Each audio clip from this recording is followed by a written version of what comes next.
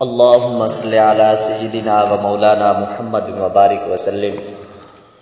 اعوذ باللہ من الشیطان الرجیم، بسم اللہ الرحمن الرحیم۔ واقیموا الصلاۃ وآتوا الزکاۃ وارکعوا مع الراکعین، صدق اللہ العظیم۔ اس کے پہلے والی آیات میں یہ بتایا گیا تھا کہ حق کو باطل کے ساتھ ملاؤ بھی نہ اور حق کو چھپاؤ بھی نہ۔ تو اس سے اگلے والی جو آیت ہے اس میں بتا رہے ہیں کہ نماز قائم کرو، وآتوا الزکاۃ، اور تم زکوٰۃ دو، وارکعوا مع الراکعین، اور رکوع کرنے والوں کے ساتھ رکوع کرو۔ نماز کا قرآن میں جو ہے تقریباً 700 مرتبہ ذکر آیا ہے، اور جتنا عبادات میں سے جتنا زور نماز پہ دیا گیا ہے اور کسی عبادت پہ نہیں دیا گیا، جس کا نماز کا حکم دیا گیا ہے اتنی اور کسی عبادت کا حکم نہیں دیا گیا۔ تو آگے فرمایا وارکعوا مع الراکعین، رکوع کرنے والے کے ساتھ رکوع کرو۔ اس کا کیا مطلب ہے؟ اس کا مطلب یہ ہے کہ جماعت کے ساتھ نماز پڑھو۔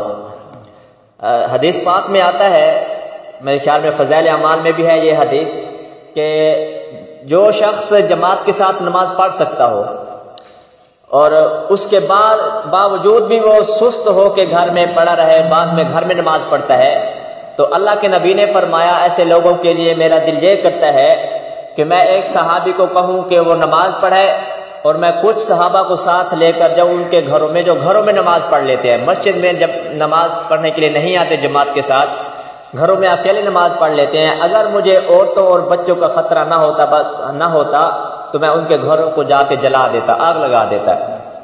تو جو سستی کی وجہ سے گھر میں سوئے رہتے ہیں، کوئی ایک تو عذر ہوتا ہے، مجبوری ہوتی ہے، شرعی عذر ہوتا ہے کہ کوئی بیمار ہوتا ہے یا کوئی مجبور ہے مسجد میں نہیں آ سکتا، اس کے لیے تو مجبوری ہے، لیکن ایک سستی کی وجہ سے پڑھا رہتا ہے، بعد میں پڑھ لوں گا، گھر میں پڑھ لوں گا، وہ گھروں میں نماز پڑھ لیتے ہیں، تو ان کے لیے آپ صلی اللہ علیہ وسلم نے بہت سخت وعید فرمائی ہے۔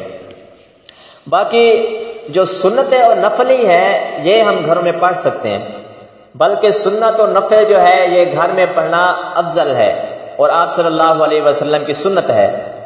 حدیث میں آتا ہے جس کا خلاصہ یہ ہے کہ آپ صلی اللہ علیہ وسلم نے فرمایا کہ گھروں کو قبرستان نہ بناؤ۔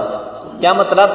آپ صلی اللہ علیہ وسلم نے فرمایا کہ اپنی نمازوں کا کچھ حصہ گھر کے لیے بھی رکھو، کہ سنت جو نفل ہوتے ہیں وہ گھروں میں ادا کرو، اور جو مسجدیں ہوتی ہیں یہ جماعت کے لیے ہوتی ہیں، اس میں جو جماعت کے ساتھ جو بھی نماز ہو، چاہے تراویح کی نماز ہو، چاہے رمضان شریف میں وتر کی نماز ہوتی ہے، یا جو فرائض ہوتے ہیں یہ مسجد میں پڑھا کرو۔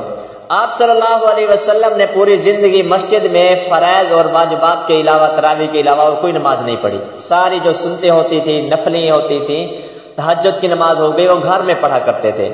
حضرت امنا عائشہ رضی اللہ تعالیٰ عنہ فرماتی ہیں کہ آپ صلی اللہ علیہ وسلم جب تہجد کی نماز پڑھتے تو ہم سوئے ہوتے تھے، تو آپ صلی اللہ علیہ وسلم میرے پاؤں کی طرف کھڑے ہو جاتے، ایسے سوئے ہوتے تھے تو ادھر کھڑے ہو جاتے۔ جب آپ صلی اللہ علیہ وسلم نماز شروع کرتے اور جب سجدہ کرتے تو اس وقت میں اپنے پاؤں پیچھے کر لیتی، سکاڑ لیتی، کیونکہ جگہ کم ہوگی تو سجدے میں پاؤں جو ہیں وہ آتے تھے۔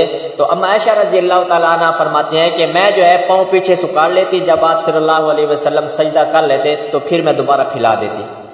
تو اس سے معلوم ہوتا ہے کہ گھر میں نماز پڑھنا سنت ہے۔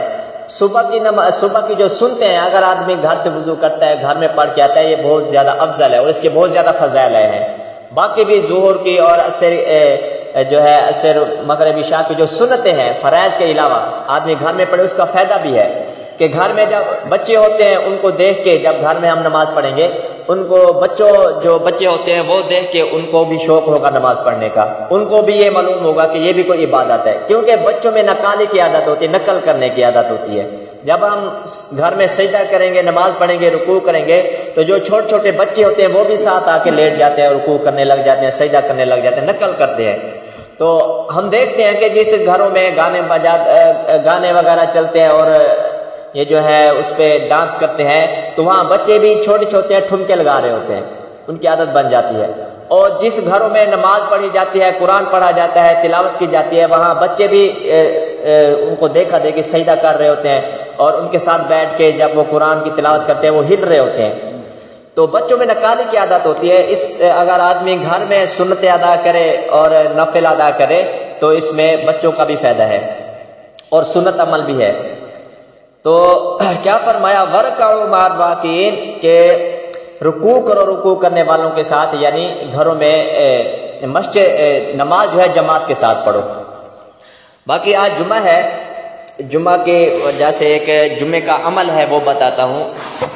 ایک اکثر لوگ جو ہے اس کو نہیں جانتے. یہ تو ہر کسی کو معلوم ہے کہ جمعہ کے دن درود شریف پڑھنے کا زیادہ ثواب ہے، جمعہ کے دن سورۃ کہف پڑھی جاتی ہے، جمعہ کے دن ناخن کاٹے جاتے ہیں، نئے کپڑے پہنے جاتے ہیں، خوشبو لگائی جاتی ہے.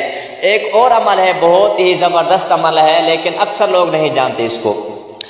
حدیث کی کتاب ہے مصنف ابن ابی شیبہ، اس کی جلد نمبر 4 اور جلد نمبر 15 میں یہ روایت آئی ہے. اور حضرت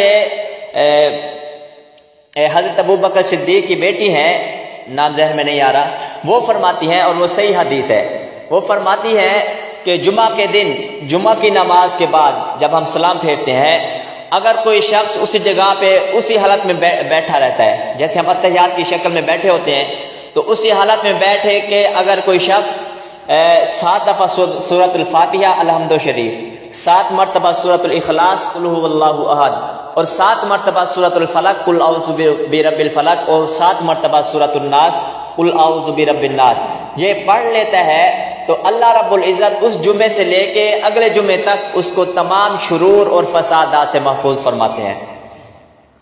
اور ایک اور روایت میں آیا ہے کہ غفر لہ ما تقدم من ذنبک وما تأخر، جو 7 مرتبہ یعنی قرآن کی سب سے پہلی سورت اور قرآن کی آخری 3 سورتیں، جو ان کو 7 مرتبہ اپنی جگہ پہ بیٹھ کر، اسی جگہ جہاں بیٹھا ہوتا ہے اتحیات کی حالت میں بیٹھ کر پڑھ لیتا ہے، تو اس کے پہلے والے جتنے بھی گناہ ہوتے ہیں اللہ تعالیٰ معاف فرما دیتے ہیں. یہ اکثر جو لوگ ہیں ان کو اس حدیث کا معلوم نہیں ہے، اور تو اکثر جو علماء ہیں وہ بیان کرتے رہتے ہیں. یہ عمل بہت تھوڑا ہے لیکن اس کا جو فائدہ ہے وہ بہت زیادہ ہے.